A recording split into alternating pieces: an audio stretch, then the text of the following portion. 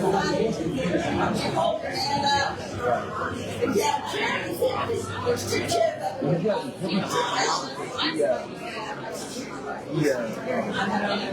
I'm thinking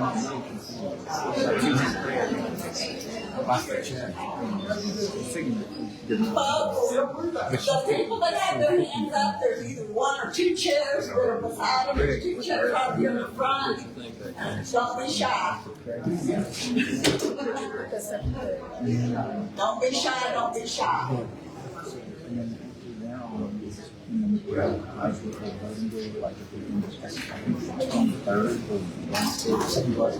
now that I've got your attention. Okay. For those of you that do not know who I am, I'm Robin Wilson. I'm the county chairman for Johnson County for the Republican Party. Y'all have to be. Because we do not have a system. Okay? So everybody's going to have to be quiet. I'll start over. I'm Robin Wilson. I'm the county chair for the Republican Party here in Johnson County. I'm glad to see a lot of new faces. Got to see a lot of old faces. Got to see all the revote faces. When I say that, that means they got reelected. Okay. We do still have one runoff, though, and that's what we're here tonight.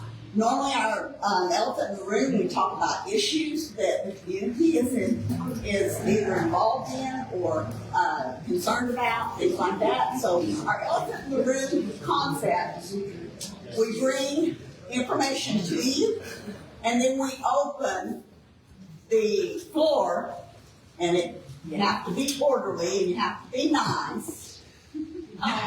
You have to listen to Debbie, or you have to listen to Larry. Where's Larry? He's way back there. Okay, maybe we don't have to listen to Larry. He's on the back row. But anyway, she'll call on you. Be courteous. Give the people the floor that have the floor. The speakers tonight, I would urge you not to interrupt them with questions. They've been given quite a bit more time than what they normally would have to talk to you. They're bringing whatever information they feel is necessary for you to have. And once they relinquish the floor, then we'll open that up for the town hall concept that we have. At this point in time, I'd like for everybody to stand. And if I could have, let's see who's close.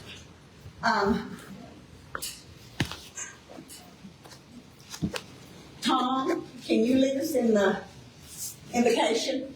And then, I can't see back there. What? I'll do the flag. You want to do the flags? Okay. Who? Okay, Brenda, give me an invocation. Father God, we vow to praise you and thank you for all that you do for each and every one of us every day, especially in Johnson and Somerville County. We ask you to be with both speakers tonight, give them wisdom and clarity to tell us what they have to say, and be with Robin as our county chair and all of our elected officials. Thank them for coming as well. In Jesus' name we pray. Amen. Amen. I pledge allegiance to the flag of the United States of America and to the republic for which it stands, one nation, under God, indivisible, with liberty and justice for all.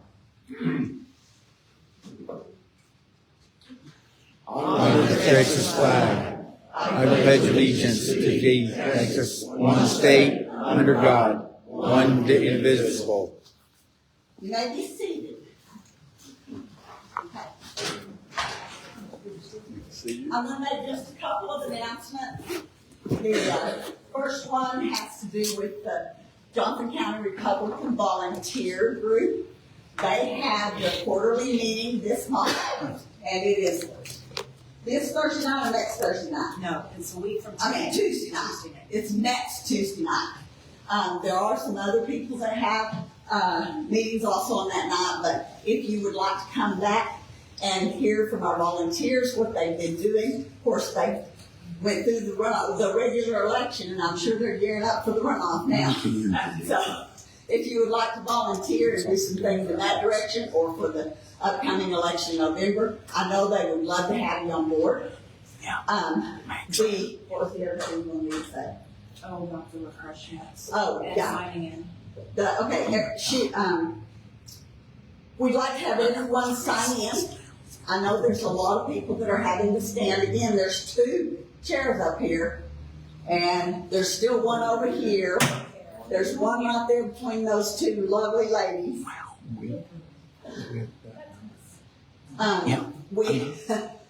We're very thankful for the crowd we have. The 11th, April 11th. Yes. April 11th, these same two candidates will be at a town hall or a Q&A. What is it? It is a, You don't know yet. it'd be a little of both. Okay, she's saying a little of both. In Somerville County, and I'd like to introduce you right now to the Somerville County Chair-elect, Tanya Sue.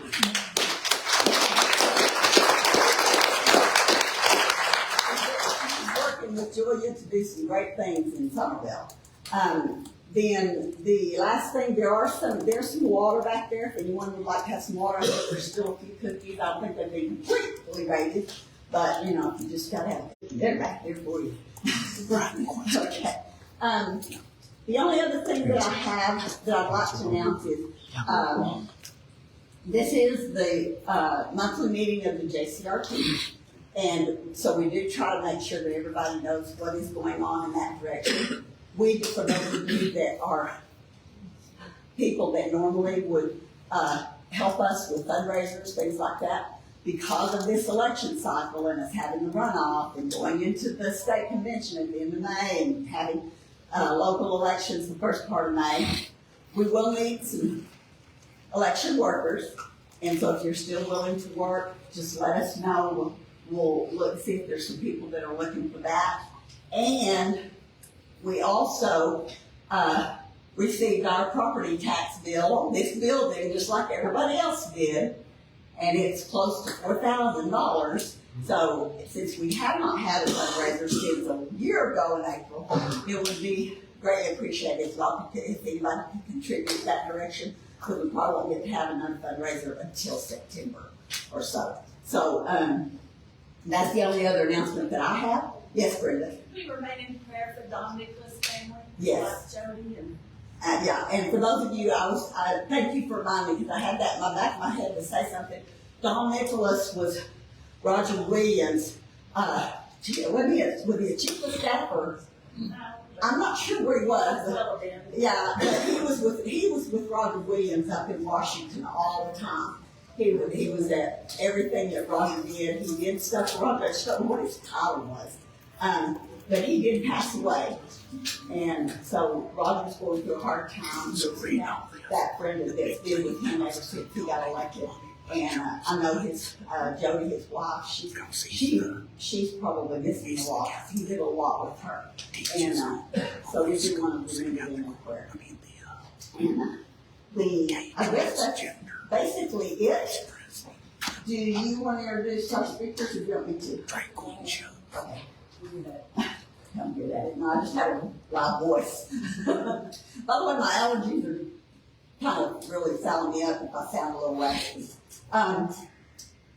Look, like I said, we're going to give them about each of them have anywhere from 20 to 30 minutes if that's what they want to take. Now, I don't know that they'll talk that long because they're not used to talking that long in front of a group unless it's something that they prepared as a speech type thing for some big event. But I'm going to give them the time that they need. And if y'all, basically, I'm one of these, even though I'm not the male species. I just think ladies should always go first. So I'm going to ask Helen Kerwin if she will come up here. She's one of our runoff candidates. She's out of Somerville County. And I'm going to let her tell you what she had on her mind. Thank you, Helen, for being here.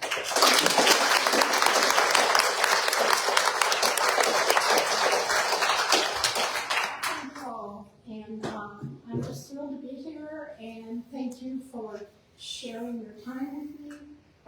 I recognize Tony Sue again. For those of you that were the county convention, okay, a few of you, why do you remember that day at convention? So Central County just had their first county convention because of this lady. So our conservative base is spreading in our district, so Tony, thank you. You did an awesome job. So the first thing I want to do is thank you all for the primary vote. I'm so appreciative for those of you that supported me in this room. At 10 o'clock that night, I saw 49-9, and I thought, oh. And then, of course, more precincts came in, and I ended up at 49, which is fine. I figured the Almighty wants me to work a little bit harder, so I'm ready. I'm up for it. We're going to kick it off on April 12th. So I'm looking forward to talking to you and probably have to warn you about some new mailers that are coming out. And one reason we are delaying it until April 12th is because I know a lot of you said, too much. It's just too much. We have a little voter fatigue. So we're going to kick it off on the 12th. We're going to try some new things. I'm going to be hitting the ground again. And I really want all of you to feel you can call me, text me. My campaign manager's here tonight. If you don't want to volunteer or do anything at all, please. My door is always open, so to speak. The results between me and Lyndon Laird, who is here tonight, and my appreciation, and he ran a heck of a campaign.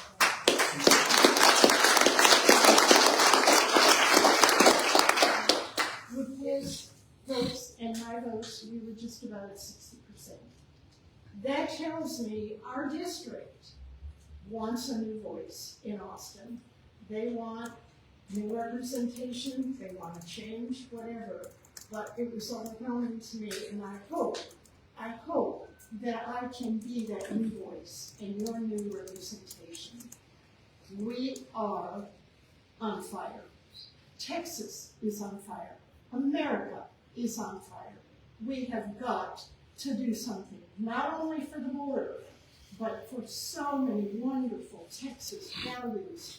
We need a conservative voice in Austin to bring our Republican House of Representatives majority back, where our votes will determine what bills will go through to the floor and will pass to bring conservatism back in our House of Representatives.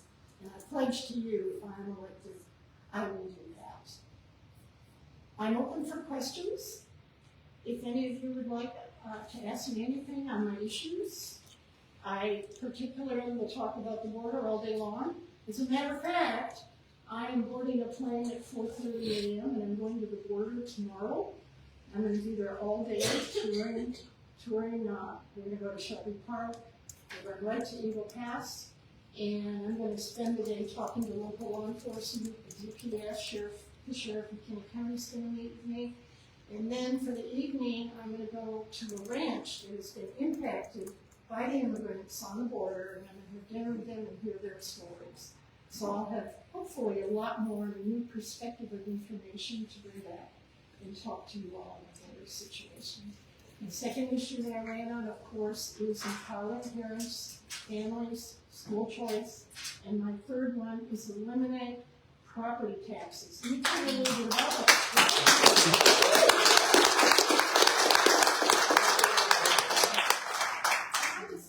I wanted to just pick 3 planks because I really want to focus on them, which was border, empower parents, and election integrity because of what happened to Trump. But I went to a couple of meet and greets, and I met this fine gentleman right here, Frank Henley, who brought up the questions, how do I feel about it? And of course, the first thing I thought is can this even happen with the complexity of our property tax system in this huge state? How can this even be a reality? And so over the next few weeks and months, I talked to him in depth, and I talked to Russell Bennett in depth, who I think is the designer of the actual points on the bill. And I came to learn and understand, I think it can happen. I think it can happen in less than a decade. Of course, it depends on the makeup of the House and the Senate, and all things in Austin that I'm not truly familiar with yet.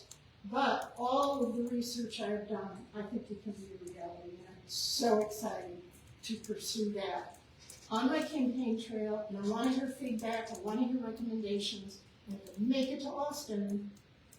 Of course, the border is my first thing, but man, I will hit the ground running on eliminating property taxes.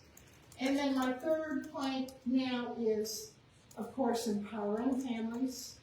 I am such a believer in families getting involved and engaging with their kids.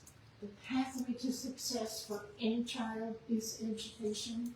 The tragedy in Texas is that 50%, 49, I think, 50, almost 50%, grade level, our kids are not even. And these are our leaders of tomorrow.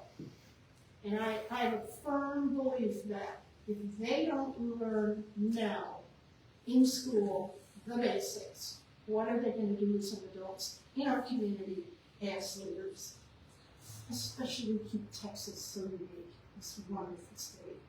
So that is my third point. Of course, I'll take any other questions you may have. I'm wide open. So, Tommy Sue? Yes. First, I want to commend you for going to the border, and I pray that the God of Abraham, Isaac, and Jacob clears your path, takes you there safely back, and brings you home.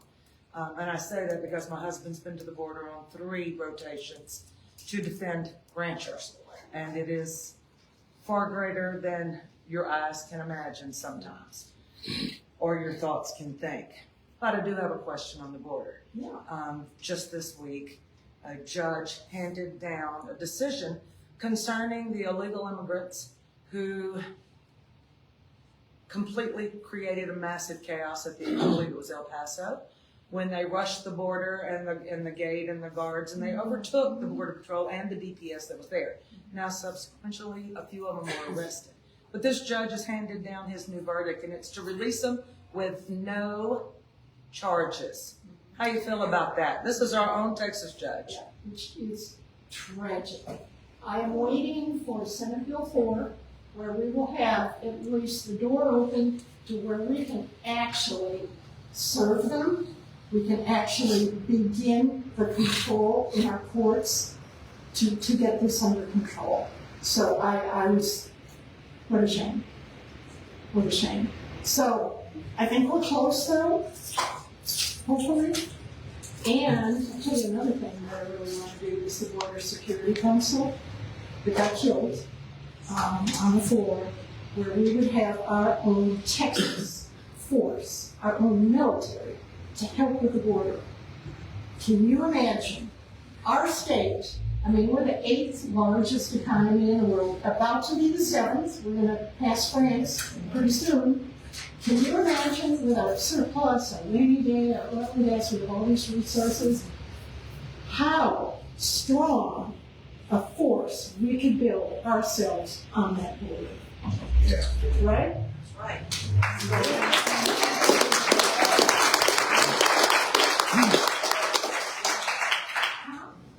Helen, may I call you Helen? Of course. You're much younger than me. I don't think so. Tom, do me a favor, stand up so they can hear you back there. I didn't get any signal that anybody couldn't hear, but I kind of feel like they might not be here. Okay, the border, school choice, property tax, very important.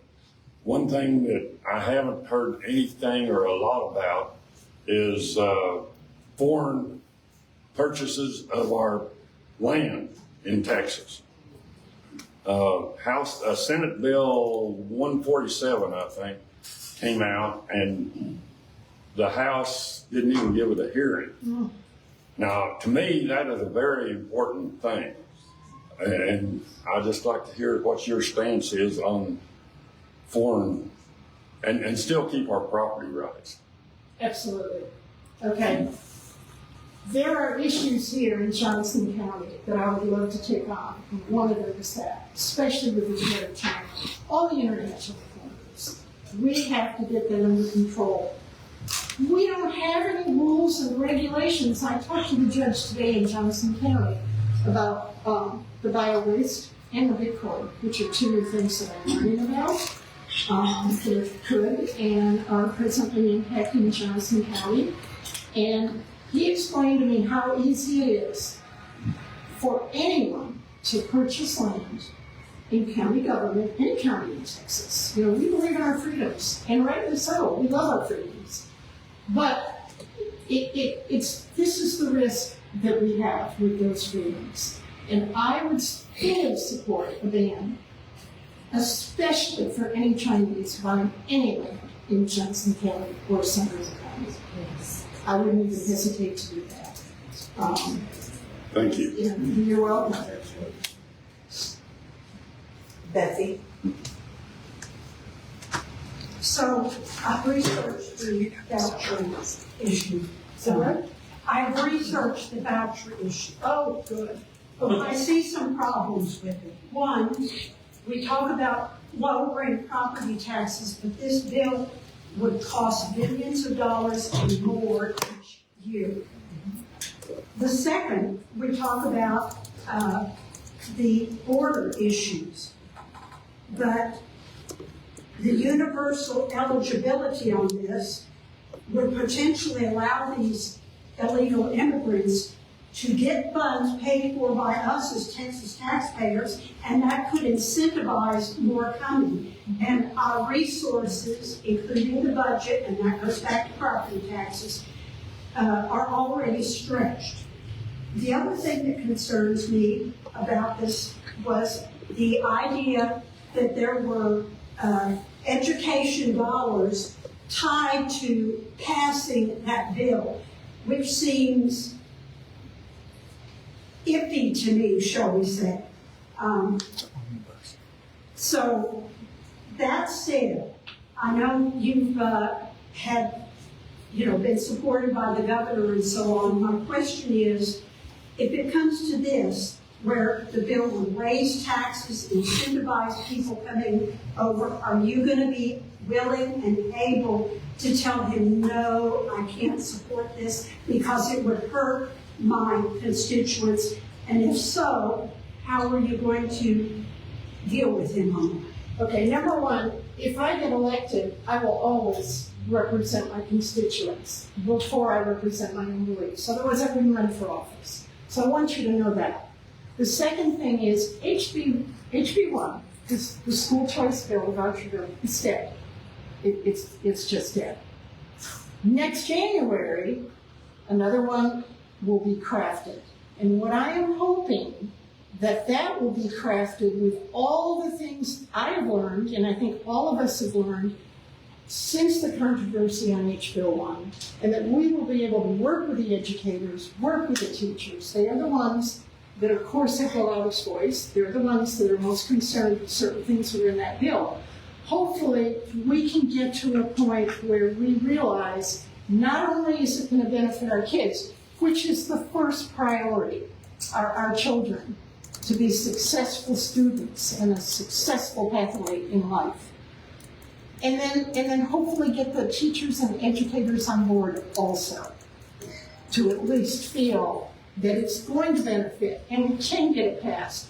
Now, the tax dollar question, in HB1, and I'm sure in whatever new bill, because of all of the concerns and misinformation that everyone has out there about the property taxes, there is not 1 cent of property taxes part of that bill. Not 1 cent. It was to be supported by sales tax and oil and gas reserves only. And I know that people said that every year. Excuse me? What has risen every year?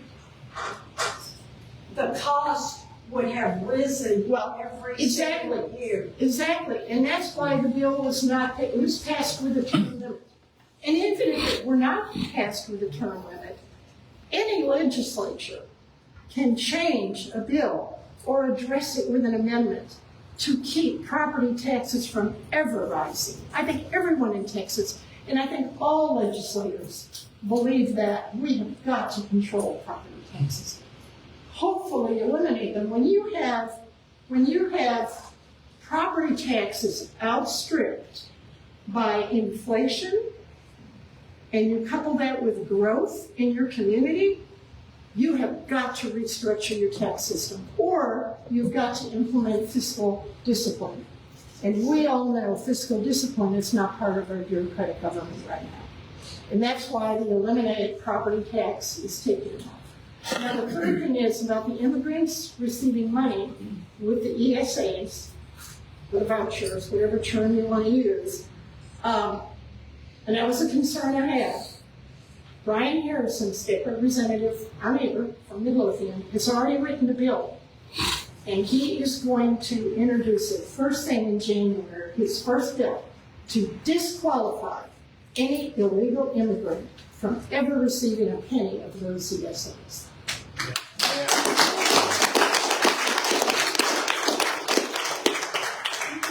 Here's the thing. We have been paying for illegal immigrant education for 10 years, even longer, and no one, until this House bill brought it up, questioning it, rightly so. We're going to get something done because of that, but it's been going on for over 10 years. We've been educated.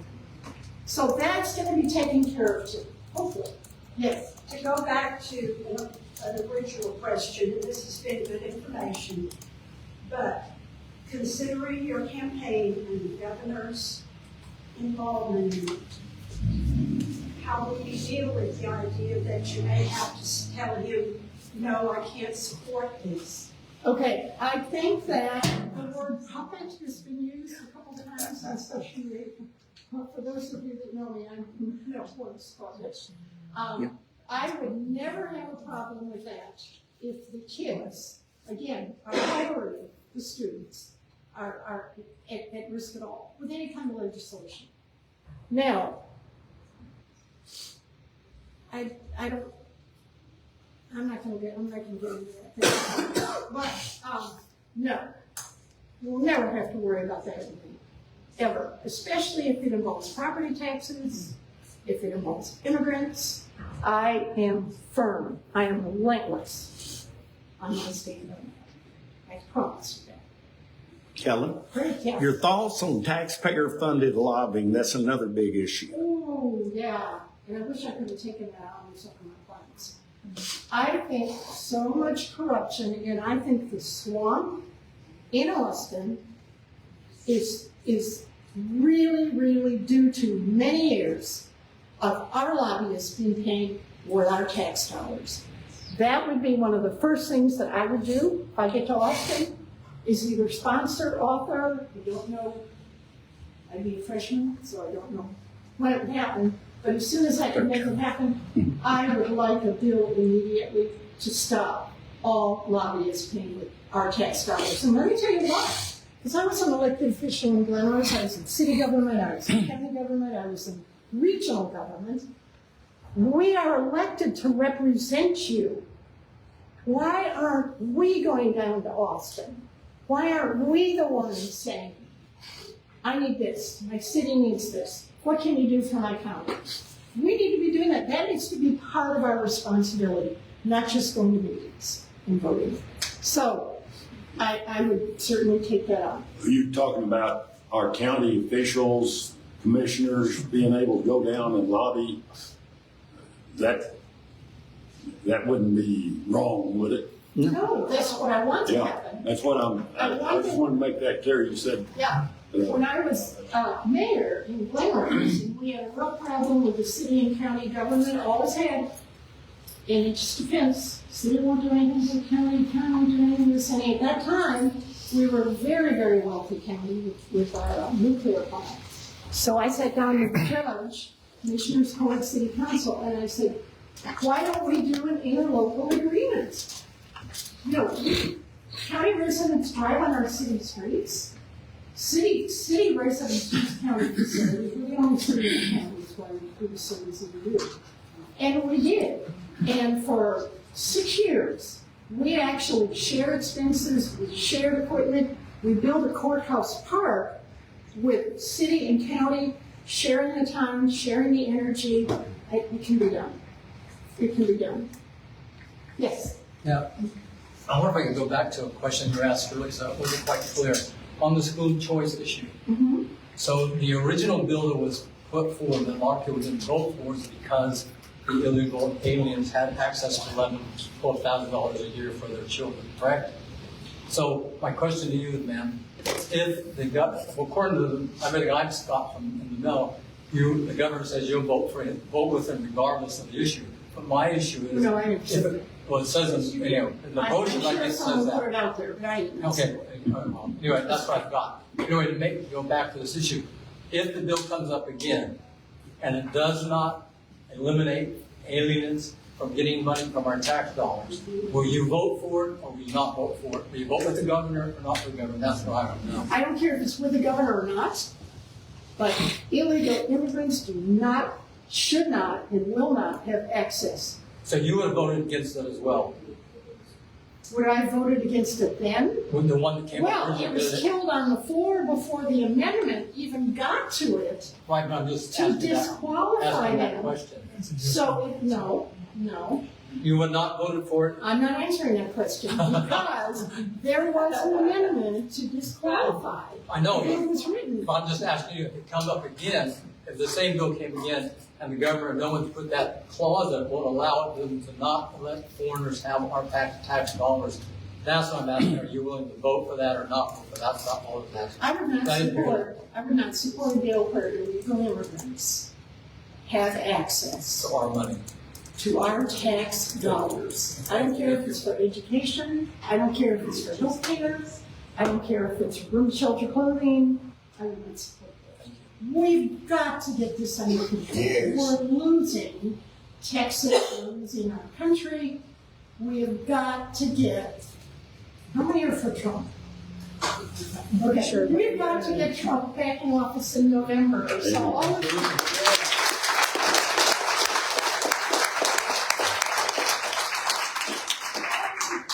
To show up on November 5th. Okay, the lady in the back on that side was next. Oh, yeah. Yeah. I haven't done my research on this voucher, but I do have one question, and I'm 100% with everybody on the hill. How is this voucher going to affect homeschooling?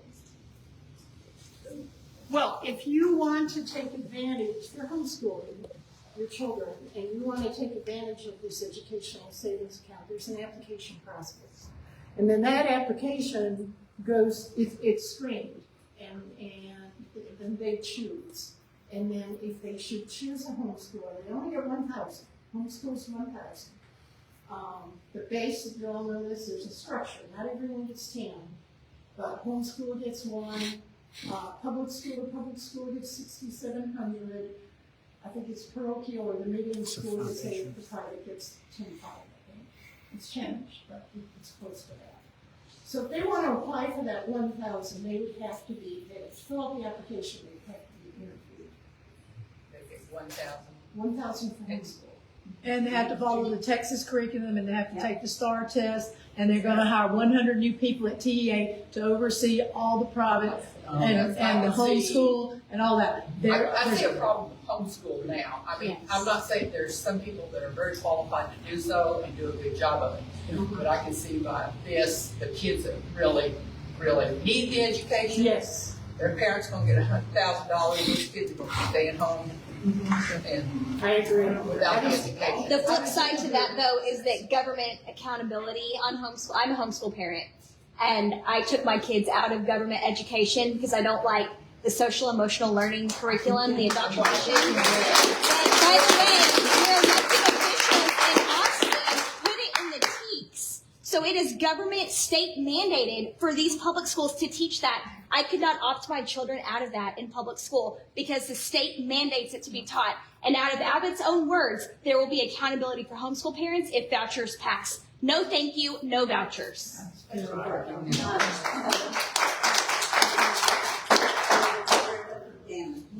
Bring it in. She gets her. I wasn't gonna say, but I have a My oil and gas money that I used to get was hundreds, and now it's down to $5 a year. It's not heavy. No. The same thing could happen to the state of Texas. So our savings account that supposedly will pay for these vouchers is gonna dwindle by billions every year, which means you're gonna end up having to raise taxes. I don't care who you are. That's why I'm against vouchers and the illegal aliens. And if you're homeschooling, you're gonna have the government telling you what to do, and now they don't. So I never want the government involved in anything I do. Me too, limited government. But I was a financial advisor and retired, and I did research. But so I checked your record. You were one-term mayor and one-term commissioner. Congratulations! I'm proud of you for doing that, and I'm glad you've been in this process longer than most. But I would like an answer. Why did you raise the hotel occupancy tax and the citizens of Glenrose? And why didn't you raise utility rates for the citizens of Glenrose? Yay! I've been waiting to answer this. And my campaign manager will not let me post on Facebook. You just don't do that. You don't engage. You waste too much time. Go knock on doors. So I haven't, okay. All right. I'm excited about this. Now, when I was mayor, my pledge was never to raise their property taxes. We did the effective rates every year that I was mayor. So that information that was put out there about me raising taxes as mayor is completely wrong. Yeah. Now, there was another accusation with taxes about you raised taxes 95%. I calculated it. Yes, good for you. Okay, so let me tell you where the 95 came from. How many of you remember the term Comanche Peak nuclear plant? Yes. Most of you? In 1969, Hood County turned it down, the nuclear plant. So they came to Somerville County, we said, sure. So the construction took, I don't know, I think into the late 70s.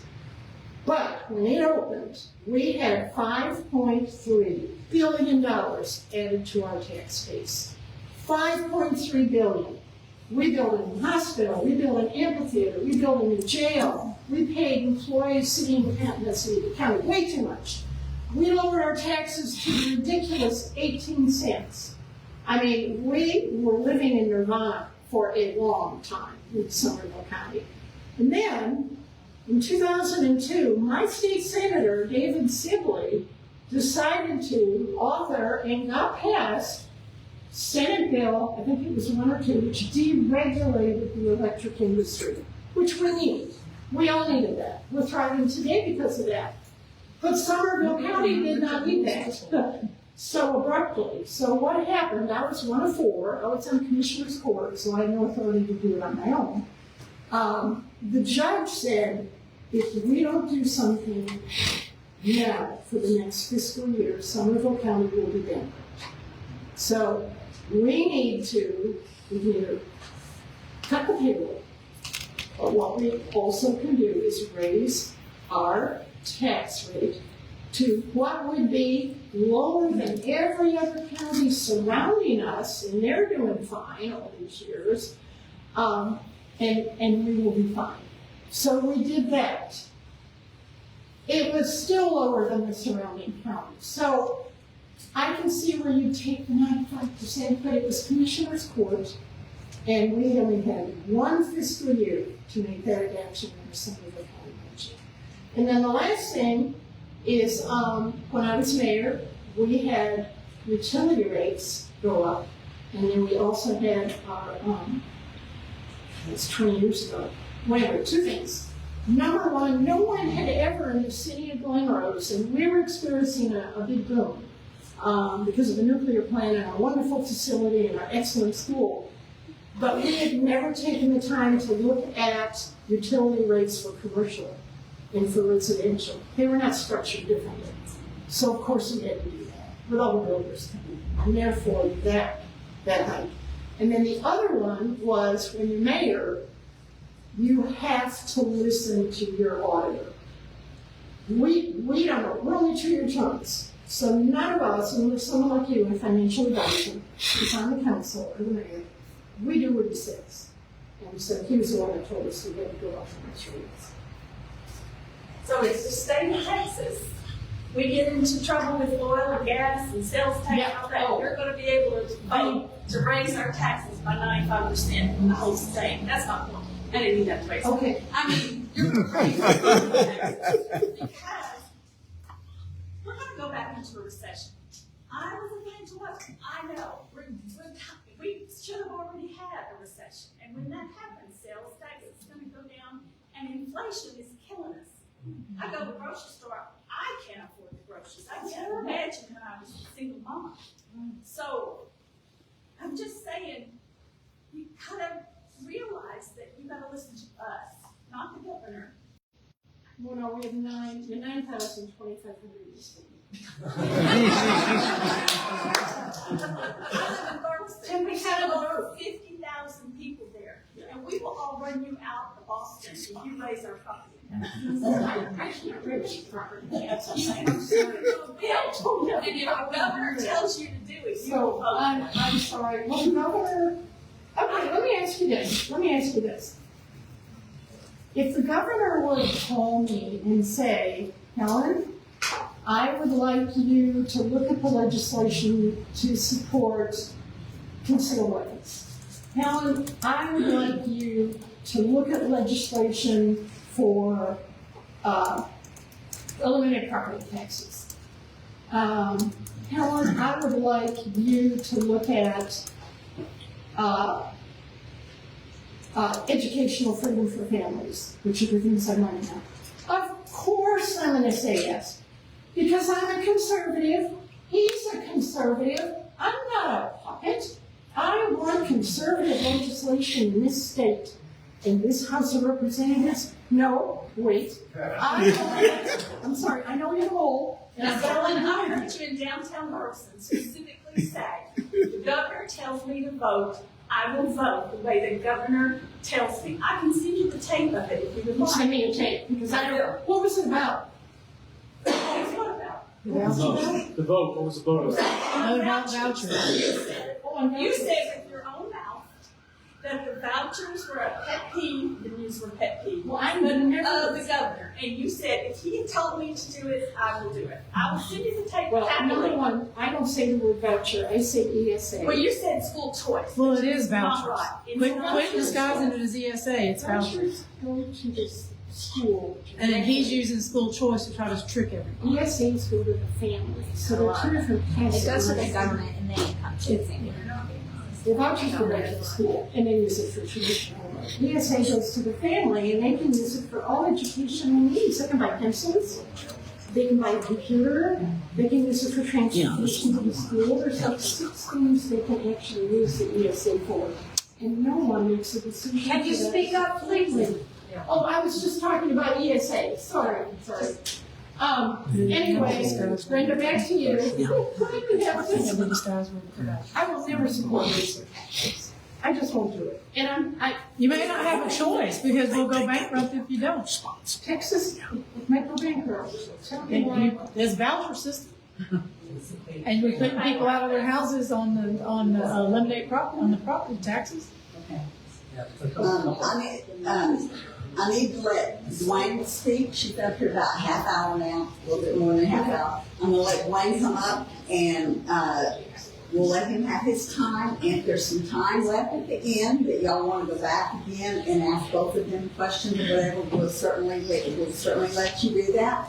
But we do wanna make sure that we cover our program completely before we get into too more of the individual questions. But I do want to just say, Brenda, one thing, that I did not raise 95% taxes single-handedly some of the time.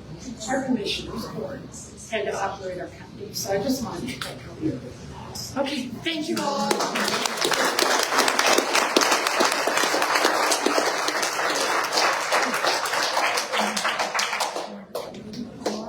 And y'all would just welcome our current state rep, Wayne Byrne.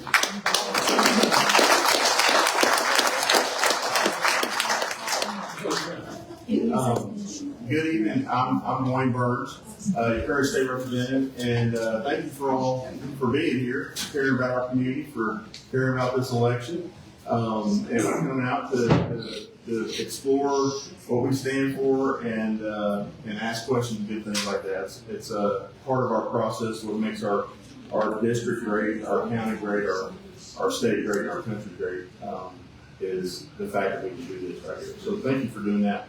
I'm going to talk to you a little bit. DeWayne, Yes. I can hear somebody group out back there talking. Let's, if y'all can, while he's talking. I'm sorry we don't have a system where y'all can hear, but it is real hard for them to hear back there if y'all are talking up in here. Thank you. Thank you. Time flies. I'm in my fifth term now as your state representative, and just thinking back on some of the things that I've been a part of that I think you would be proud of. I just wanted to mention a couple of those things because it gives you a little bit about where I come from, where I stand for, what I stand for, what I think some of your priorities are. I'm kind of known as the property rights guy in the Texas House. Now, I'm not an attorney or anything like that, but I have been through our own personal, farm and everything. We had to deal with eminent domain and takings and things like that. And so a few years ago, I championed an eminent domain bill, and we didn't get it passed. And I did it again the next session. We changed it. We worked on it again. Didn't get it passed. We were up against some pretty heavy hitters: the electric industry, oil and gas industry. City didn't like it. Frankly, anyone that had eminent domain power hated the bill. And on my side, I had the property rights folks and the ag groups and the rural folks, different things like that. And after 3 sessions, we got it passed. It didn't fix everything. It didn't get it done. I can't tell you that they're not going to come take your property for whatever reason. But I can tell you that you're going to be in a better spot than you were before. And that you are going to be able to ask for things you couldn't in the past. You're going to be given information up front. You're going to be treated differently. And we're not finished. We'll keep working on that. But that's where I come from. I'm about your rights, your individual rights, your property rights, what's important to you, what's important to this county.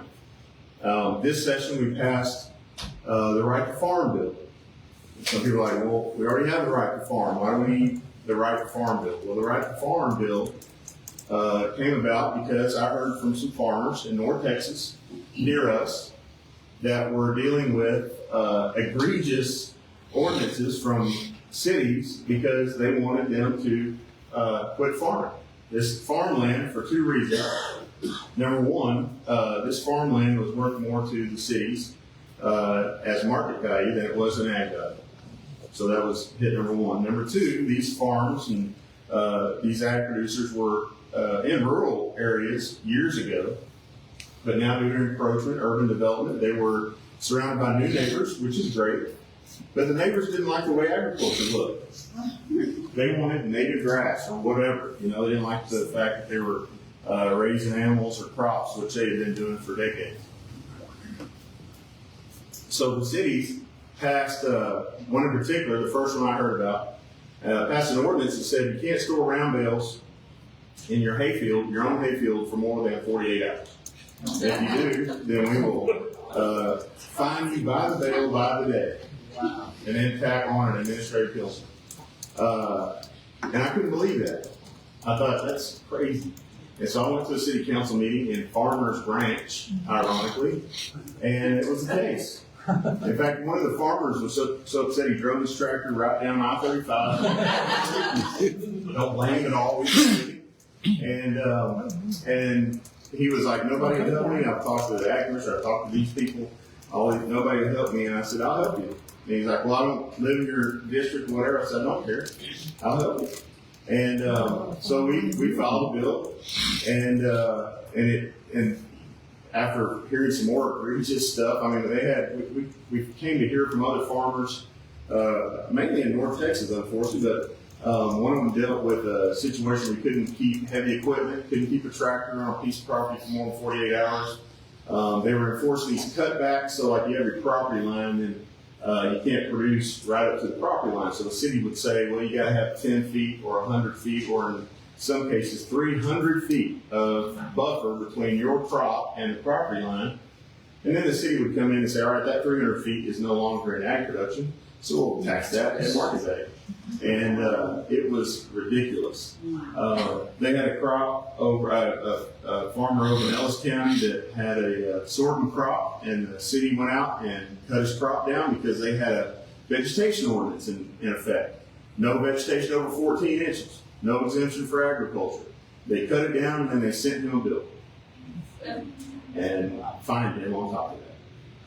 That's wrong. So we carried a bill, I filed a bill, I carried a bill, we brought those farmers in, they talked about it, and we got that bill passed. And we got it passed through the House, and the Senate became law. We also filed a constitutional amendment because, you know, the legislature can undo what they do every 2 years, or they can do, or whatever.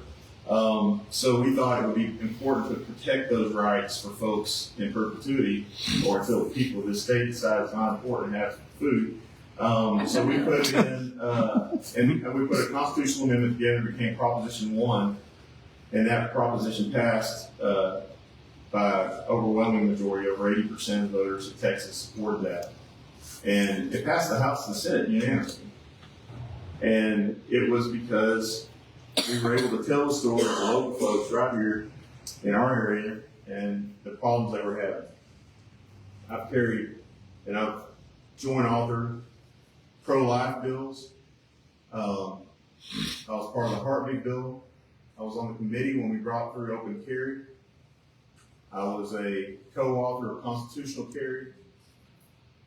And the theme of all those things are, you know, yes, conservative, Republican, but they're really about your rights, about our values, and about your rights. We've carried a lot of bills for local folks here. One of the first bills I ever filed, and everyone think this is funny. Wasn't funny to them though. It was, we carried a bill that dealt with inflatable bounce houses. Who knew there were even laws that dealt with inflatable bounce houses? But we had a local constituent that was having issues because she was being kind of regulated out of business unfairly. And we listened to her and filed the bill. Got the problem fixed. Those kind of things. We've had our chief of police ask us to carry bills. We've had county commissioners ask us to carry bills. We have, for example, the biosolids issue has been going on. Not just the one that's in Grandview now, that biosolids, but we've had other biosolids issues. And I filed and carried bills because our local folks say we don't want that. We don't want that. We want our commissioners to have the ability to restrict that in certain areas. Or we want, I filed a bill that said that changed how TCEQ inspects and takes care of those things, and regulates those industries.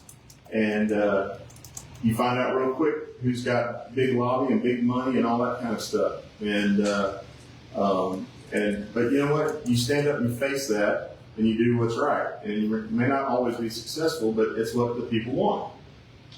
And so that's been my philosophy on this, is I've really tried to put myself in your shoes, and I try to do what I think you would want. That is in line with the Constitution, it is in line with my own biblical beliefs.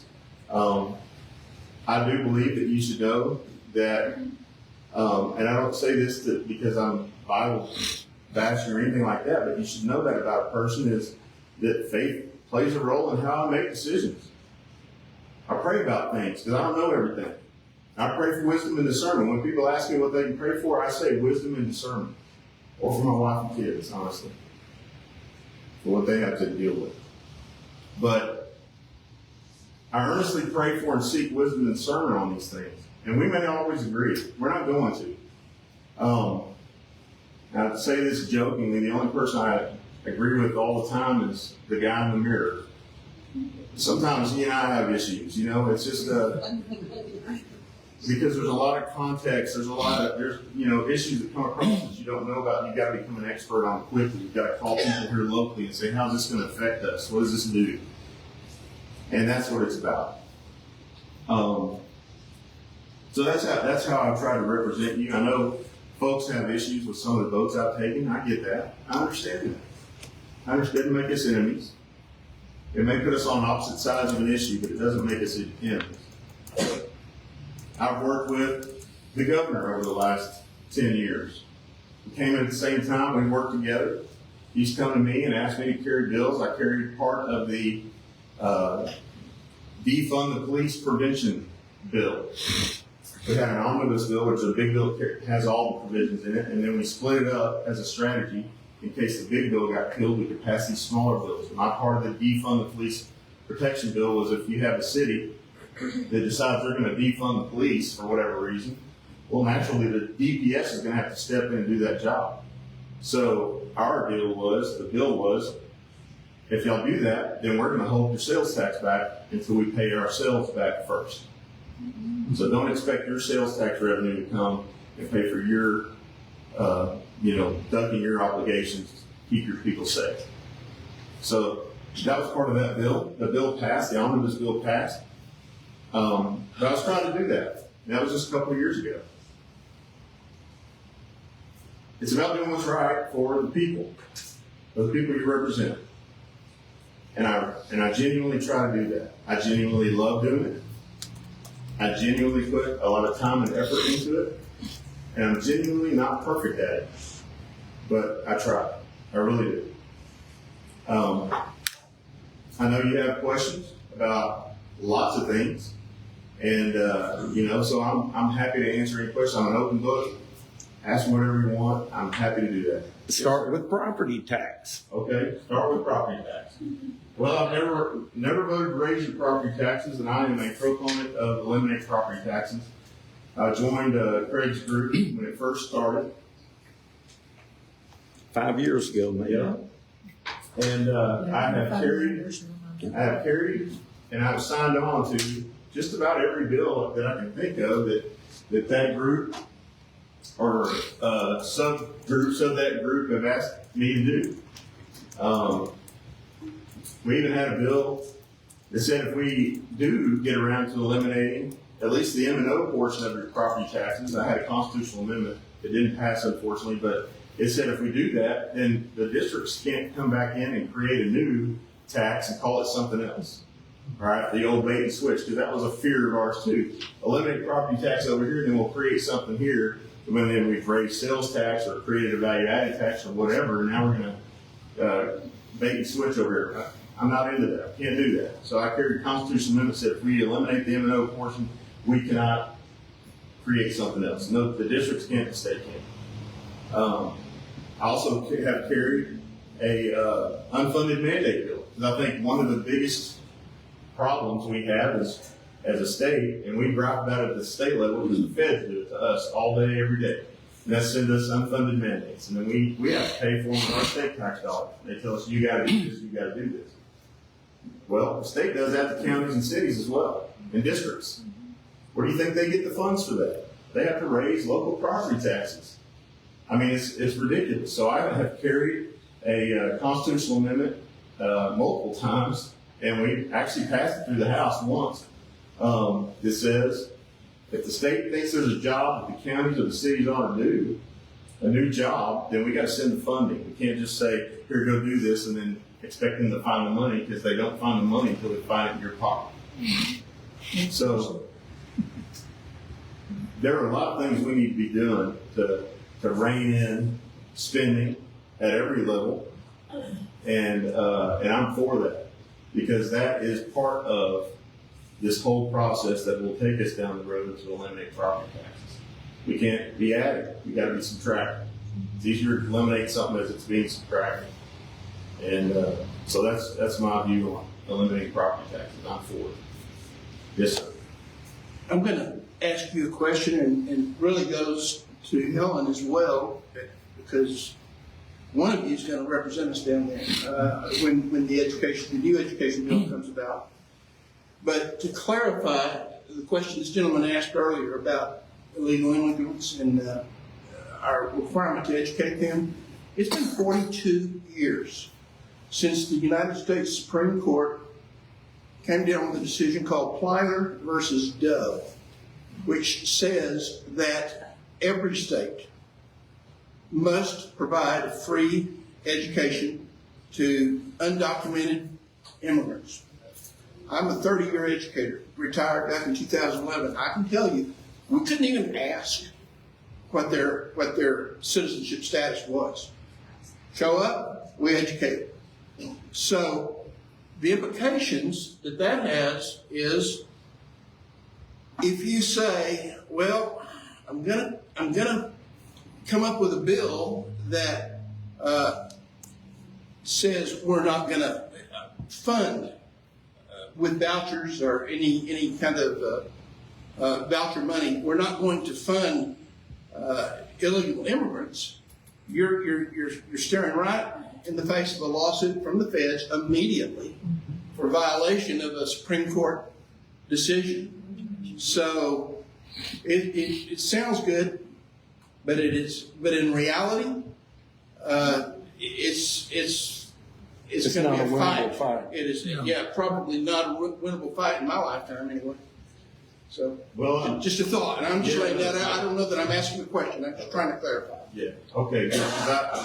I'm not a constitutional attorney, so I couldn't speak to that. I know it would be a heavy lift, and I'd be curious to know if Representative Harrison's bill would pass muster with the Supreme Court as well. If there's a different way. There's been other, options thrown out there, perhaps a tax credit. Then you're talking about folks that pay taxes, right? And so, we got to look at everything. When I ran for the school board, that's when I found that out. Was that this we were faced with? It was awful. The price of oil and gas had gone down. We had students moved out of this area because of economic downturn, all kinds of things, and we were faced with a budget crisis. And I hated it because we had to do basically lay off a ton of it. It was the hardest thing ever. But we didn't have a choice. I mean, it was what we had. It was the budget we had. It was what we had to deal with. And it wasn't fun. It was awful. I hated it. A lot of people I know and love had to leave the profession here in Cleveland and go seek employment everywhere, in other places. And but it's not unlike the rest of us, where you just have to do without or tighten your belt and do it. And but that's when I learned. Yeah, we were educating folks illegally. We couldn't ask. I mean, not educating them illegally. We were educating illegal folks illegally, and you couldn't even ask questions. Right. And so I don't know. There's some constitutional issues, Supreme Court issues there that I'm not a constitutional attorney or anything that I can answer, but I get your point. And you have to spend a lot of money on all the extra stuff because they don't speak English or they're behind the learning curve. So it adds more. So. Yes, sir. Yeah, one of my questions are, we're sitting here, we can see all these issues, and so-called the Constitution is going to allow illegals to have this money. Just curious, why is the Conservative Party, why are all these people pushing this program? I'm for freedom for parents to do what they want. But why are we pushing this? Why is the governor and all these people pushing this bill? When all these, there's so many. One mouth we say we're against illegal aliens coming to our country and all this stuff. The other side of our mouth we're saying, but they come in, we have to legally give them this money. I mean, what's going on here? I don't know if I can answer that for you because I don't know. I voted against it. And what are they pushing it for? What's the? There's something behind it. I don't know what it is, but it's crazy. Right. I would have to, anything I would say would be speculation unless you ask the governor himself. I think, but there's there's clues out there. There's a lot of money involved in that whole thing, and that whole process, the whole plan, and a lot of outside money from not even from Texas that influenced the governor on that, perhaps. That are donors to groups that support the governor and things like that. I don't know. I'm not the governor. It'd be a better question for him, so I hate to speculate on something like that. Oh wow. Okay. So you call him out. Right back there in the black jacket. Yes, thanks for being here. I do have a question for you. You voted for Ken Paxton's impeachment trial. I called up your office. Respectfully, spoke to one of your staffers who's had to call me back, which I appreciate. It doesn't happen very often when I call somebody as a representative. But I'd like to ask you to explain your thought process behind that, and is that a vote you regret? Sure. So I answered this a couple 3 or 4 days ago, I'll kind of answer it the same way. I never thought I'd be dealing with a Ken Paxton issue at all during the legislative session. I don't think any of us did. And the way that all came about is, as we do the budget hearings and appropriations, the agencies come and they ask for their budgets. And they have to prove up, okay, why do we do this? Do we need this? Do we do that? Each agency, Ag, doesn't matter, TDA, TCEQ, whatever, they come over and we have these hearings and they present their budget requests. In his budget request, there was a $3 million ask to cover this lawsuit. This lawsuit that these whistleblower folks had brought against him. And he had decided out of court on his own that he would settle that suit for $3 million. And then he asked us to fund that with taxpayer dollars. And when pressed on the issue, he didn't answer the questions about it. He wouldn't answer about it. He wouldn't talk about it. Another chairman even asked him, said, you got to open invite to come over here and tell us anytime you want about what this is about. Without any information on that, he wouldn't answer questions about it. They put together the General Investigating Committee to go find out, what is this about? What's the whistleblower lawsuit about? Is this something we need to be paying for as taxpayers? Whatever. Over the course of a few months there, they took, comments and testimony and interviewed, that's really a better way to do it, interviewed witnesses, interviewed employees, interviewed former employees, interviewed people around all of that to see what was the deal. And through that process, there came out a series of serious allegations, criminal allegations, all kinds of things from that dealt with his mistress and all that stuff, and dealt with campaign favors and donors, some things. But really, to me, some of those egregious things were some allegations about misusing the office, weaponizing office against certain individuals through subpoenas and different things like that, and the way they were using subpoenas in a subpoena process as the AG. They brought all of that to the House and gave it all to us, all of that information, and then I was asked as a representative, as your representative, what to do with it. And so I had a choice. Do I take that information and just sweep it under the rug and say, he's one of us? Because I agreed with what he was doing as far as suing the federal government, as far as his conservative stance about states' rights against Biden, against all of that, and which made the decision not easy, because I thought he was doing the right thing when it comes to pushing back against Biden and the federal agenda and all of those things.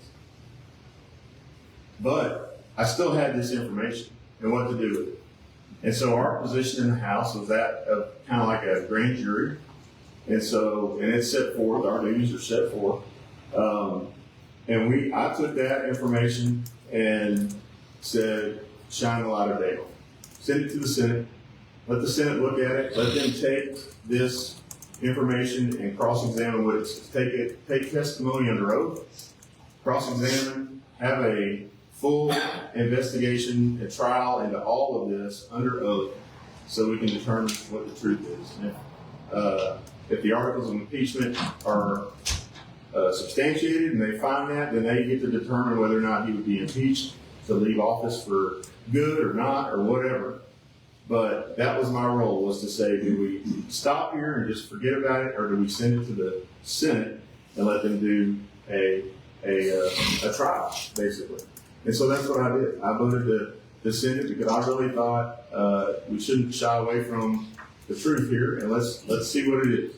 Let's see what the truth is. And because again, you got the mistress stuff and the campaign stuff and the, some of the things, if you've seen the allegations, if you've seen the impeachment articles, if you've watched any of the trial, all that kind of stuff, but the misuse of the office and weaponizing it against individuals for gain, for other folks in a way that's just not acceptable to me. So that's what I did. I appreciate that. Real quick. Yeah. So I was looking at both Ms. Kerwin and your donors today. I noticed Dave Phelan is your second largest donor. Did that have any impact on your decision? send Ken Paxton to the impeachment trial. And I'm not throwing, I'm trying to make a decision, and I'm just curious. No, that's great. Good. No, it didn't at all. Because I don't represent Dave Phelan. I don't represent anybody else. I don't represent anybody but y'all. And the bottom line is, I'm not going to be forced into doing something I don't want to do. And so I'll take you back. Y'all remember Dennis Bonham? I told this story the other day. So Dennis Bonham was the speaker before Speaker Phelan. And he had, at the time, he came out and was he was recorded secretly, kind of not working against, but he was going to help unelect several Republican members. And he was recorded in secret. And then a reporter came out and they said, this guy's working to conspire against these other Republican state reps, and he denied it publicly, vehemently. And said, no, didn't do that, it's not true, not true, not true. And he lied to us. He lied to all the members of the House. He lied to the state of Texas. Full-blown lie. And it came to be true. It was all true. He had done that. And so he brought us, we went to our caucus retreat. The House Republican Caucus is what we call ourselves. It's all of the Republicans in the House. So when I say House Republican Caucus, it would be all of the Republican members of the House. There's like 85 or 6 of us right now. So we met, and he came and addressed us. And he did apologize, but then the leader of the caucus resigned. But he didn't. That was it. He kind of thought, we'll move on. And I told him there, I'm not going to be able to support you. And so I came out later that afternoon by myself. I issued a release that I can't support you as Speaker and can't support Speaker Bonner. And I was on an island for about 24 hours. And then some more chairs jumped in with me, or not with me, but just in the same idea. And then by the end of the next week, there were enough caucus members that he had chosen to announce that he was going to be running for Speaker again. And so, was that tough? Yeah. But it was the right thing to do. I wasn't going to be, beholden to anybody. I didn't, the title of this job doesn't mean enough, and the service and what this job means too much for me to be beholden to anybody. Thank you. Thank you. I'm going to look at this gentleman back here didn't get to ask a question earlier, so we're going to go to him. All y'all's hands went up. Yes, the back row there next. Go ahead. So it seems like there's a dilemma, and I'm sure you struggle with it all the time. You're trying to do the right thing for your people that you're representing. But then internally, you've got to think about things that we might not know and make decisions that we might not agree with. And how do you answer that? How do you give transparency instead of just after the fact? And I guess my question is, like, when you voted for the impeachment to proceed against Ken Paxton, did you think you were doing that because that was what your constituents' will was, or because it was better for us? I thought that if anyone had been given the same opportunity I've been given, if you were sitting there, I believe that you would do the Lisa? Yeah, hey, DeWayne, I was wondering if you could clear up just Stand up so we can hear I you. was wondering if you could just clear up 2 things for me. One was your vote for the transgender support for the hospital, the bill there. I don't really understand what that means. And then the other one, on a couple of your scorecards or whatever, it says your voting record is leaning liberal. I was just wondering if you can. Yeah. No, I mean, that's what the record shows. Oh, that's what I'm saying. No, there's 2 of them, but they didn't record. Here. But that's what I'm saying, you just figure that out. So there's a bill, and somebody called me about it today. I was, in fact, I tried to find it on Facebook at one point. I was, what do they call it? Trolled or whatever. So yeah, there's this misinformation out there that it's House Bill 18 something, 1898. Yeah. that was some bill that was gonna give taxpayer funds for transgender modification or something like that. Yeah, which is random. There's nothing could be further from the truth that I would support anything like that. I wouldn't support anything like that. In fact, we as a legislature banned gender modification on teenagers this session, and I supported that. I don't know where they came up with that. The bill had to do with grant money for children's hospitals because we were seeing such an onslaught of kids that come in crisis, literally emergency service crisis type stuff, and they were being overwhelmed. And so this was grant money for the expansion of some of those programs in only children's hospitals. Had nothing to do with transgender or anything. It's also completely under the review of the legislature that's come back every 2 years and tell us what they've done and what they're doing with the money. And we had just banned transgender modification in teenagers. I don't think any of these folks were going to take that and go, I don't even understand how they could get or draw a correlation. The sad thing is, like, one of the posts I saw had a picture of my head, my face, photoshopped on some other person's body, and you could tell they weren't. Stop. Perhaps that's me. And they had a T-shirt on that said, "Don't mess with trans kids' rights" or whatever. That wasn't me, folks. All right, I'm not that. I did not support that. And in fact, they even came back and they put. I said this. I didn't do this. I put it on Facebook. And then they were like, they put a line of a bill that said something about transgender or something or other. And I was like, what in the world? So I went and read the bill again and then posted a link to it and said, that line isn't in the bill, sir. That's not in the bill, period. Not true. And all I got back was laughing emojis because they got me or whatever, So I hope that explains that. So the other part of your question was, what was it? Your voting record, it just. Oh, yeah, the conservative, all that kind of stuff. All right, well, there's a scorecard for whatever you want. I'll tell you that. If you want to, you can look at some scorecards, and I'm a hero. You look at some scorecards, and I'm the worst person ever lived. It just depends on what you want your scorecard to say, and who's writing the scorecard.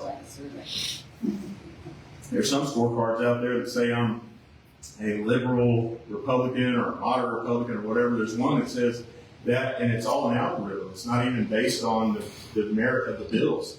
In fact, we had a couple of guys figured out how to game that system, and one of them became #1.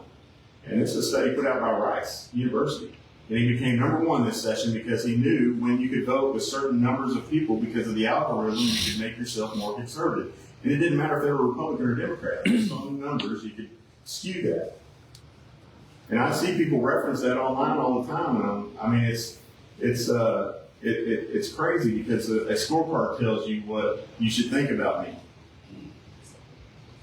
and that's unfortunate. I understand that we're in an age where information is readily available, and sometimes it's hard to get information or who knows what. But this depending. Some of the scorecards count certain bills multiple times. They don't count all the bills. They only count the bills they want to look at, and it may or may not skew it based on who they're trying to help or what issue they're trying to push or what they're trying to prove on that day or that session. And so I just urge you to be careful when you're looking at those scorecards and things like that. If you look at the bills that I have voted for and against and amendments and things like that, I believe that you would look at most of them and say, I get that, I'm with that. Well, that's what makes it hard. It was like Dan Patrick, I think, was the one who said he voted for the transgender support in the hospital. So you're like, wow. I mean, that's. It was on one of the doors. Do you know what I mean? It Like, was? it's hard. Okay. It's hard. Well, I know it's hard because I've seen it. I mean, like there's mailers out there with me and George Soros. And it's unfortunate. I mean, look, so there's one that came out. Here's one. There's a deal that says, and I've always had great respect and a great relationship with our governor until recently, but accused me of being soft on the Second Amendment. I've never voted for anything that's not pro Second Amendment. I'm endorsed by the NRA, TSRA, all those things. And then, so it's like, we try to figure out what's it coming up with this, whatever. It was like Senate Bill 728. Turned out Senate Bill 728 was an emergency item of his that he brought to us and asked us to support in the House. It was his emergency item. Yet I'm soft on the Second Amendment because I supported the bill that he asked us to support. Brought us in line with the federal requirement or whatever. So you got to be careful about this stuff. There, the border or whatever. I can't be the thing that hurt the most. I can't be trusted on the border. Well, no, you make it I mean, it's so. Probably that hurt me just because he said I couldn't be trusted because I take a lot of pride in that, in being trustworthy. And if I can't be trustworthy, I don't want to do this. You shouldn't, if I'm not trustworthy, you shouldn't vote for me. I believe I am though. I even worked in good faith with him on the voucher deal leading up to the vote that week. I was in their office that week, the 2 nights before we took the vote, trying to help them figure something out because they didn't have the votes. And I was honest with them about it. And they knew where I stood. They knew where I stood when they showed me the polling that showed that I could lose this election if I didn't vote with him. But I do it again because I think that's what y'all want.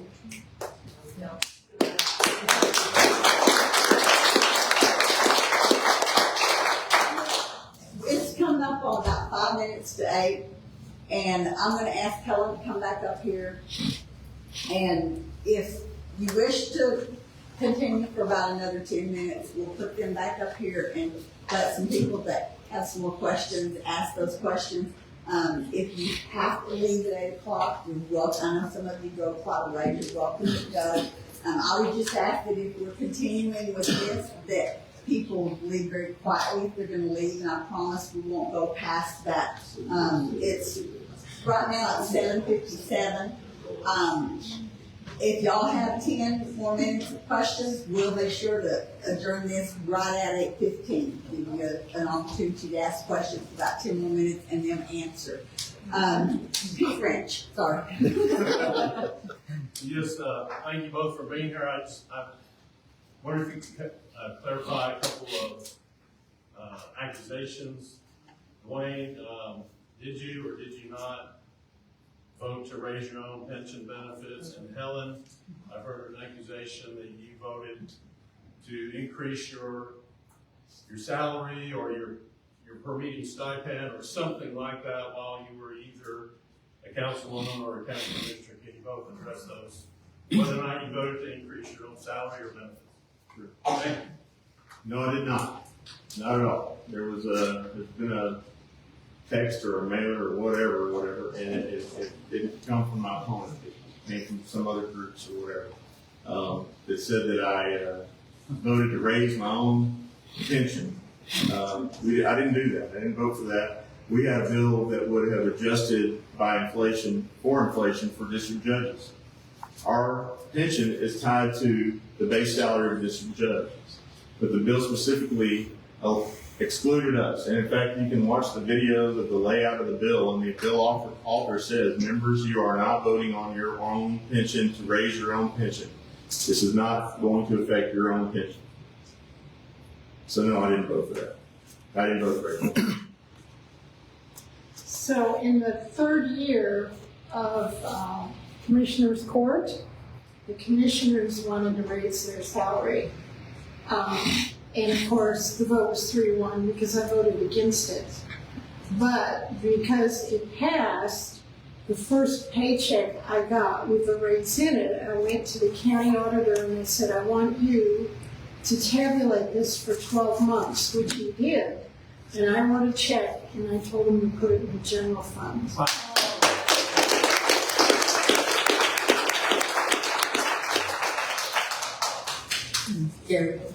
I want to ask both of y'all the same question.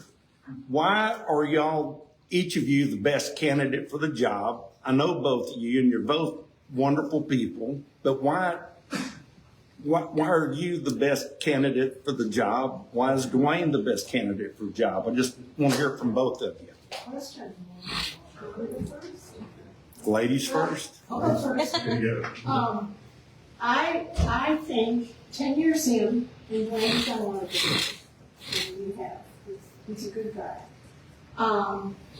But I think it's time for a change, and I am running on the voting record, just looking at the votes.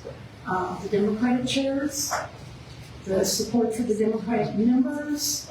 I saw so many good conservative bills on the floor, not even getting to the floor, because of those votes. I'm just actually the top 8, I think it's the top 8 planks on the state Republican platform. None of them passed the session. And a lot of that was because of what starts with the chairs and the committee and the committees. So I am at a point in my life that I can do this now. All the grandkids are raised. I loved when I did it before the grandkids. I'm ready to jump back in. I just think with my endorsements that it says, and I pledge to you again, I will be conservative with every vote if you support me in Austin.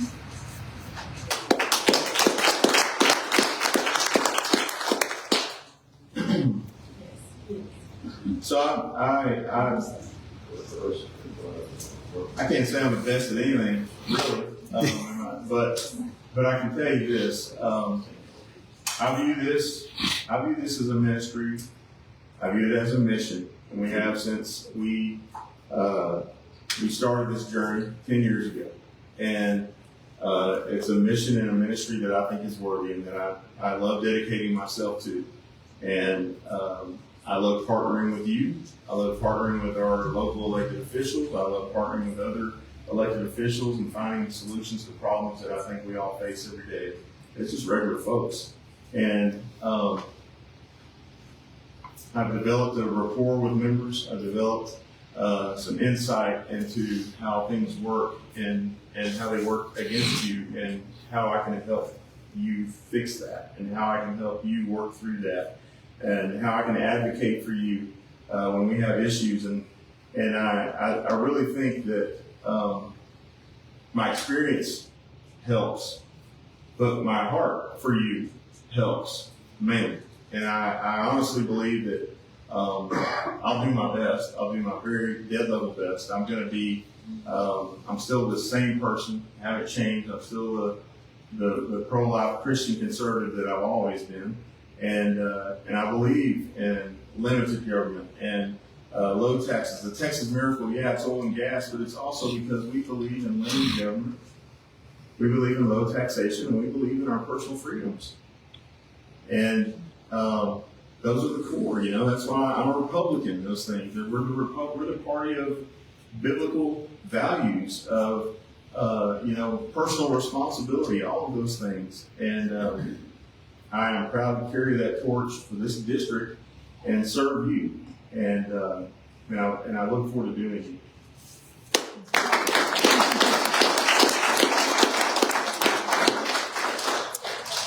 Hi.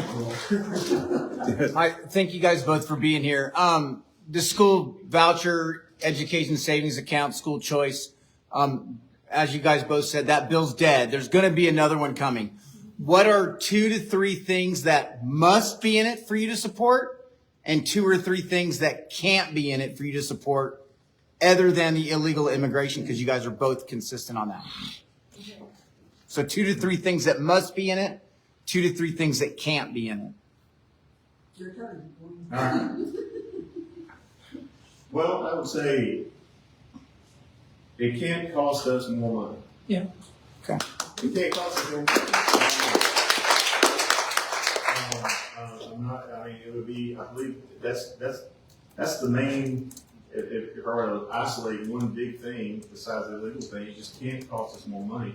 We're already taxed, overtaxed, we're taxed out of our house and home. Literally, we have people struggling with that, and I can't in good conscience support something that's going to be that way.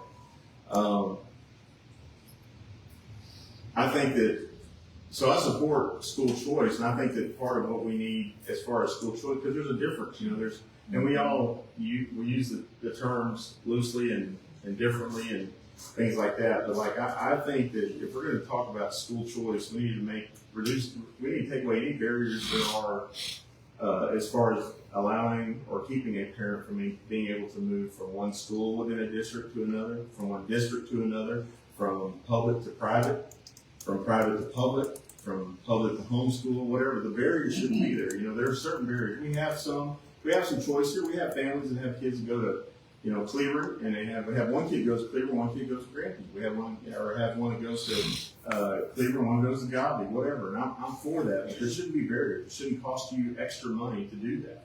If you're willing to take your kids and move them around to what they see fit, then there should be no barriers for that.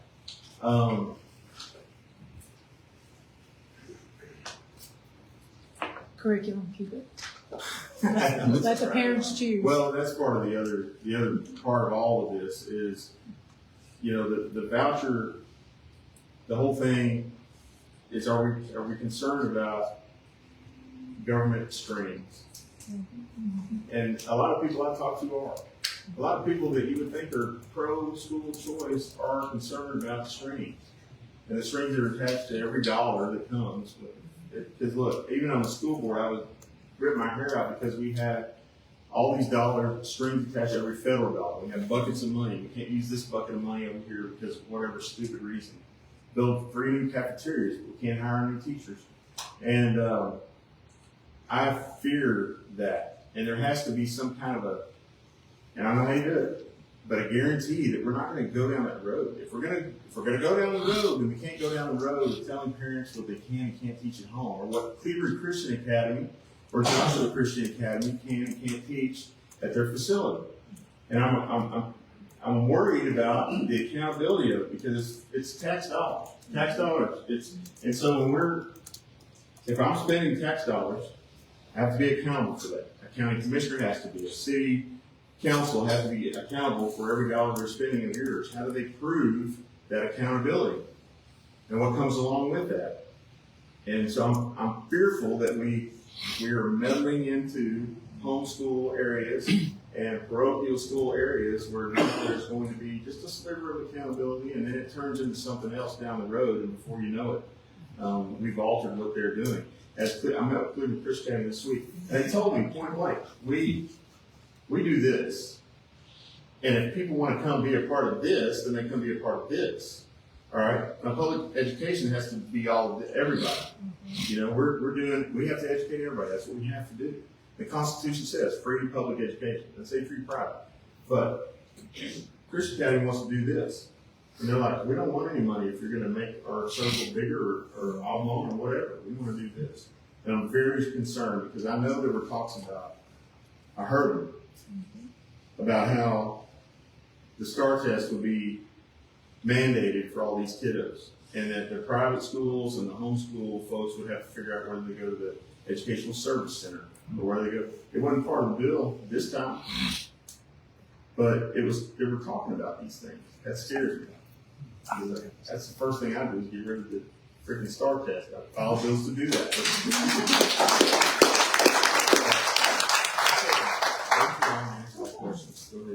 Well, I come from empowering parents, so that is the best thing about the bill, opening it up to have the families help make the decision on their kids' education. That has to be in it. And then I'm sorry, my voice doesn't carry. The first thing I would have to require would be the family to be involved in the decision-making process for their children's education. That would be the number one thing. The number two thing would be the fact that I think and I love this about HB1, and I hope it's back in it, that high-performing teachers, and we're talking education, we're talking about competition now. High-performing teachers could earn 6-figure salaries. So you're looking at a pay scale that is not based on a regular schedule of seniority and years and et cetera. And a teacher, I don't know if I'm saying this right, but I know that 6-figure salaries for high-performing teachers, and they can mentor. You can bring in new teachers or teachers that may need refresher or whatever. I love that apart because I really need more focus in the classroom. I want to see whatever it takes to make our classrooms and our curriculum better. It's about the teachers to me. It's not about, I know athletic facilities are important, it's all part of the whole of education. I understand all that, but I am just really a supporter of the classroom and the teachers and the curriculum, whatever it takes to improve that for our kids and motivate them.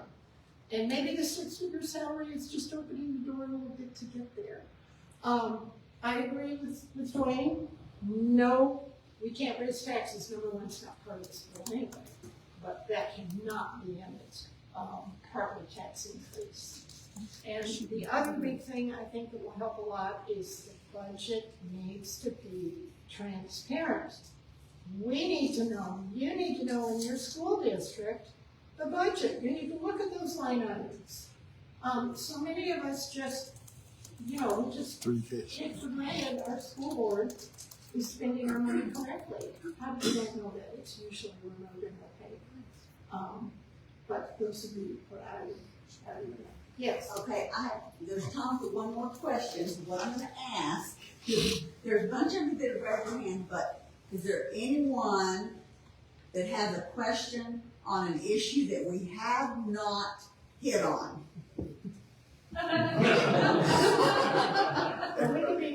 Well, I was trying to catch people that hadn't asked a question, and that's the only thing we have time for one more. Linda, go ahead and ask your question.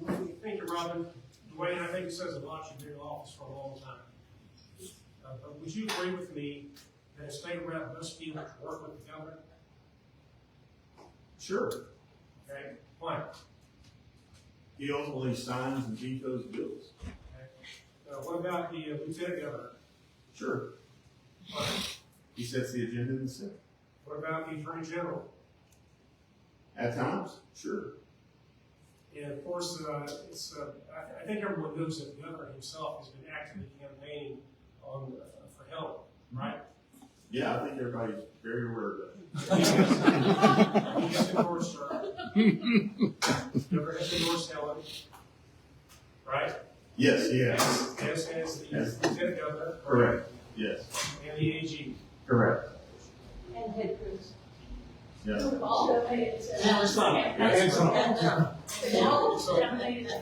said no. I guess the obvious question is, the obvious question in my mind is, I think you understand that.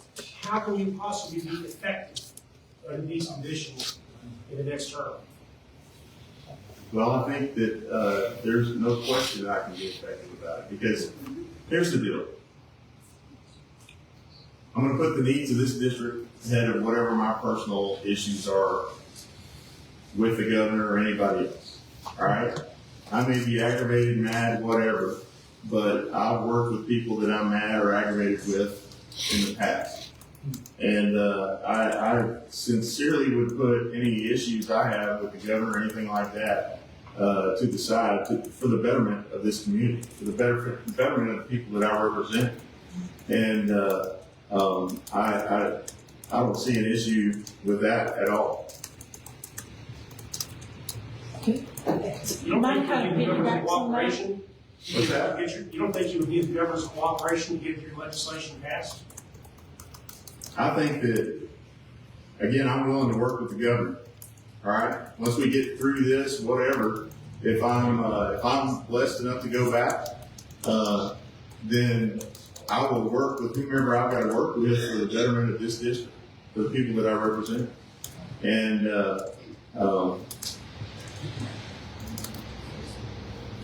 he has his agenda, he has whatever, but there are so many ways to get legislation passed, so many ways to impact things for your community that don't involve having a bill signed by the governor with my name on it. But I don't think that's out of the question at all. I don't think that there's any reason at all why the governor wouldn't put this behind him either. I've seen him do it with Mike Schofield, his own employee that he endorsed against two sessions ago. Mike Schofield was his own employee. He had endorsed him. He endorsed his opponent. Mike lost. Mike came back. He endorsed against Mike. And then as soon as it was over, they're back to working together. You would rather be on good terms with the other than not, right? Sure. I'd like to be on good terms with everyone. Okay, I promised we would adjourn at 8:15. It's 8:15. I don't see these two getting out the door without going through some of them. So I would venture to say that if you do have something that you still would like to ask these two, that if it stands in their pathway, you don't have an opportunity to ask them. Thank you, everybody, for coming.